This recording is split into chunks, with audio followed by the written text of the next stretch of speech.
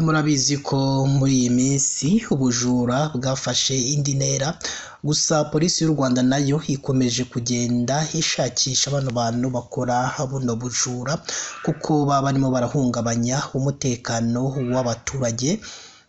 Kuri ubu ngubu rero ari amakuru yagiye ashimisha abaturage batuye mu ntara y'Iburasirazuba bitewe n'igikorwa cyiza cyakozwe na polisi ikorera muri iyi ntara.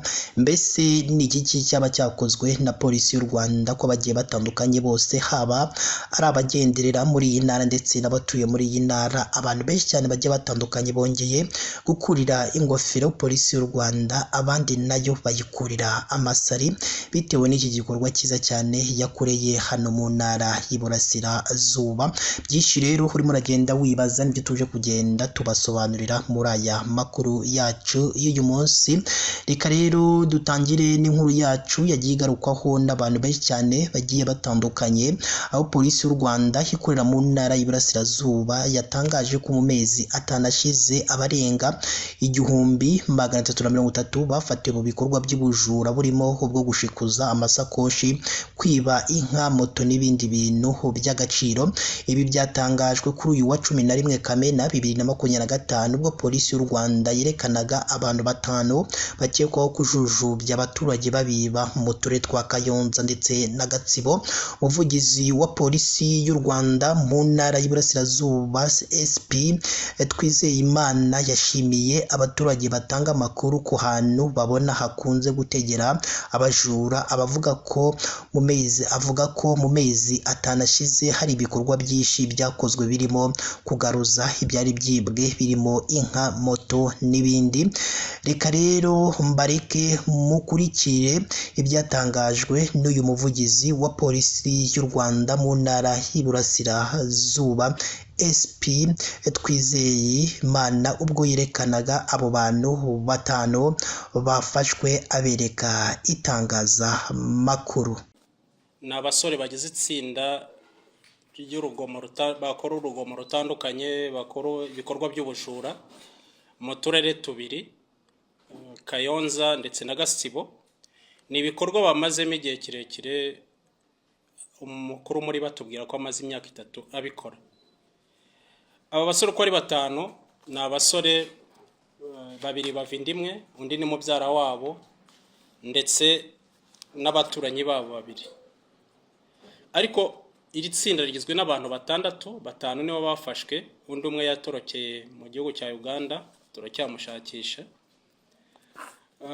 Bari bafite ibikorwa byo gutega abantu bakabambura, kandi barabyemerera cyane.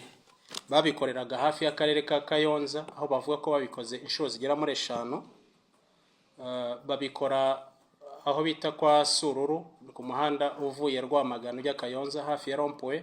Bategaga abantu bakabambura, bavuga ko bamaze kubikora inshuro zigera muri 5, ndetse no ku muhanda ujya Kibungo no ku Badive aho umuhanda ujya Nyagatare. Ibi bikorwa byose rero babikoraga biyoberanyije, bambaye impuzankano z'abanyerondo, bagiye biba ahantu hatandukanye, ndetse bafite n'intwaro gakondo, imihoro, amapiki ndetse n'amabuye. Kubera ko ubujura bwabo babukoraga bamwe baninjiraga bakica urugi, bakinjira bagatobora, noneho hakagira abandi basigara hanze bafite imifuka irimo amabuye bari butere buri muntu wese uje ahuruye. Nk'uko babyiyemerera rero, bagize uruhare mu bujura bwabaye ku itariki 22 z'ukwezi kwa 4 2025 bwabereye Kiramuruzi, aho batoboye amaduka 2, bakomeretsa n'umuzamu, bahiba telefone 8, radio. Nanone bagize uruhare mu bujura bwabereye i Gahini, aho bita kuri video, ku itariki 3 z'ukwezi kwa 5. Bica ingufuri, binjira mu duka, batwara telefone 150, laptop, bakomeretsa n'ushinzwe umutekano muri uyu mudugudu, ndetse batera n'abaturage bari baje gutabara amabuye. Nanone ku itariki 14 z'ukwezi kwa 5 bagize uruhare mu bujura bwabaye ahitwa mu iduka ryitwa Hirwa, biba telefoni zigera kuri 500, biba miliyoni 3 z'amafaranga ari mu iduka, bakomeretsa umuntu wakoraga hafi aho ku cyuma gisya, biba amasaha 5 mashyashya, ariko ahangaha ho bari bambaye maske ku buryo utabasha kumenya bari bo, bambaye naga ku buryo n'ibimenyetso byose byari gufatwa byari kugorana kuza kubamenya. Nanone ku itariki ya mbere z'ukwezi kwa gatanu bateye kuri MTN Center ya Kayonza, bica urugi binjiramo bakoresheje amafera beto, biba amafaranga miliyoni 8 yari arimo, baterura umutamenwa rurimo miliyoni 15 barawutwara, kuwufungura birabananira, bawuta mu muhanda, bahiba smartphone 4, bakomeretsa umupompiste wari hafi aho kuri station aje gutabara, ndetse n'umuzamu wa moteri ibyuma. Ibi byose rero birajyana n'ibikorwa bimaze iminsi biba hirya no hino mu ntara, nk'urugomo rwagaragaye mu karere ka Kayonza aho bita kuri Rukara, rwakorwaga n'abasore bakora ibikorwa by'ubucukuzi bw'amabuye y'agaciro bitemewe, bari barise izina rya Wazalendo.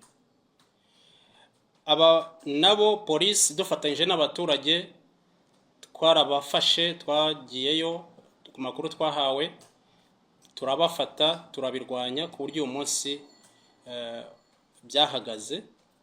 Ubu kugeza uyu munsi tumaze gufata abagera kuri 55 bafungiwe Kayonza, bashyikirijwe ubutabera kubera ibyo bikorwa bakoraga by'urugomo n'ubucukuzi bw'amabuye y'agaciro. Ngira mu iminsi mwumva n'abandi basore bagiraga ibikorwa by'urugomo, bagatega abantu bakabakubita bakabambura mu karere ka Bugesera, mu ntara y'Uburasirazuba, umurenge wa Ntarama, muri centre ya Nyarunazi, akagari ka Kibungo. Naho hari itsinda ry'abasore 6 mu minsi ishize mwagiye mubyumva mu itangazamakuru ritandukanye, bategaga abantu bakabashikuza bakabambura, ariko ku bufatanye n'inzego z'umutekano, ku bufatanye n'abaturage, twabonye amakuru nabo turabihagarika. Ubu kugeza ubu tukaba tumaze gufatamo 3 muri bo mu bari bagize iryo tsinda rikora ubwo bugizi bwa nabi, abandi 3 bakaba bagishakishwa kandi hari icyizere ko tuzababona. Ni muri urwo rwego rero twaberetse bagize itsinda ry'ubujura kugira ngo dukomeze kuburira abantu bose bashaka kwishora mu bikorwa binyuranyije n'amategeko ko nta mahirwe bafite, biturutse ku bufatanye bw'abaturage, inzego z'umutekano, polisi itazabihanganira na rimwe, birimo bagomba kugerageza kubivamo, kubera yuko igihe cyose tuzabafata dukoresha ubwo bufatanye butandukanye. Wenda ikintu nanibagiwe nuko n'abasore batoya, umukuru rimwe afite imyaka 26, umutoya afite imyaka 19. Murumva ko ari urubyiruko rwakabaye ruri mu mashuri, rwakabaye ruri kwitegura kugira umusaruro ruha igihugu cyacu, ariko ubu ngubu bafatiye muri ibi bikorwa, tugiye kubashyikiriza ubugenzacyaha bakurikiranwa n'amategeko. Biramutse bibahamye bahabwa ibihano igifungo kirekire ku buryo byabagiraho ingaruka ndetse n'imiryango yabo. Ubutumwa mbere na mbere no gushimira ubufatanye n'abaturage ku makuru bakomeza kuduha, tukaburizamo abagizi ba nabi n'abanyabyaha, dukangurira by'umwihariko abijandika mu bikorwa binyuranyije n'amategeko ko bakwiye kubireka. Amategeko arahari kandi afite ibihano bihambaye. Polisi turahari, ntabwo tuzabihanganira n'umunsi n'umwe, ahubwo nibayoboke gushaka imirimo, guhimba imirimo, kwiga imyuga itandukanye, kugira ngo izi mbaraga zabo batazipfusha ubusa, ahubwo bafatanye n'abandi banyagihugu guteza imbere igihugu cyacu binyuze mu maboko yabo n'ubwenge bwabo, bakora imirimo itandukanye. Hanyuma ku baturage bo mwababwira icyo rwego ubufatanye bwabayeho kugira ngo bafatwe, abaturage bo mwababwira iki?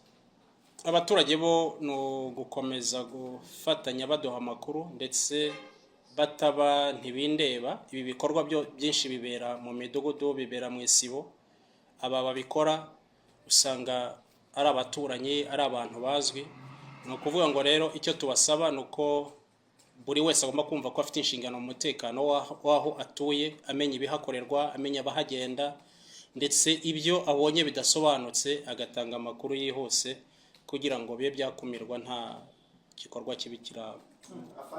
ikibazo kigendanye no kuba abana mu gice kimwe tuvuga ko Kayonza na Gatsibo, ariko no muri Rwanda bafite ibibazo birahari, abantu bafite ibyo bibazo byo guturirwa amazu. Ho bigeze hehe muri Rwanda no mu bindi bice bo barahagukiye?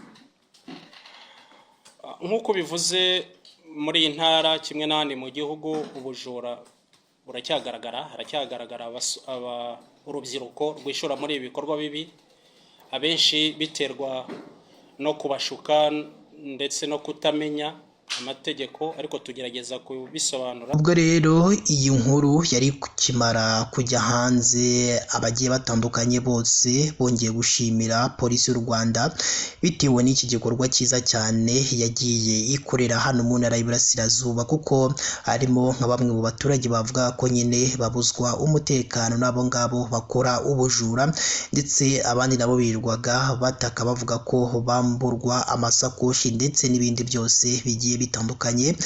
Ariko nyine bano baturage bongeye kuvuga ko rwose polisi y'u Rwanda yakoze igikorwa cyiza, kandi nanone bano baturage basabye polisi y'u Rwanda ko bano bantu iba yafashe ikabafunga, ahubwo ikahita yongera ikabafungura ko nayo rwose, kuko iyo babafunguye noneho iyo bagarutse baza bagirira nabi abaturage, ahubwo ko baba bagomba nyine kubahana kugira ngo nyine barebe ko ibintu bakoze bitaba ari ibyo byo kubuza umudendezo abagiye batandukanye. Ari nk'uwagize ati rwose ngewe iyi nkuru yashimishije kubona polisi y'u Rwanda yafashe abo bantu birwaga batubuza umutekano. Hari n'undi nawe wagize ati ngewe ntabwo najyaga sinzira bitewe n'uko abo bajura birwaga batubuza umutekano. Hari n'undi nawe wagize ati rwose polisi y'u Rwanda rwose ikwiriye ishimwe bitewe n'ibyo bintu byiza cyane yakoreye aho ngaho mu ntara y'Iburasirazuba.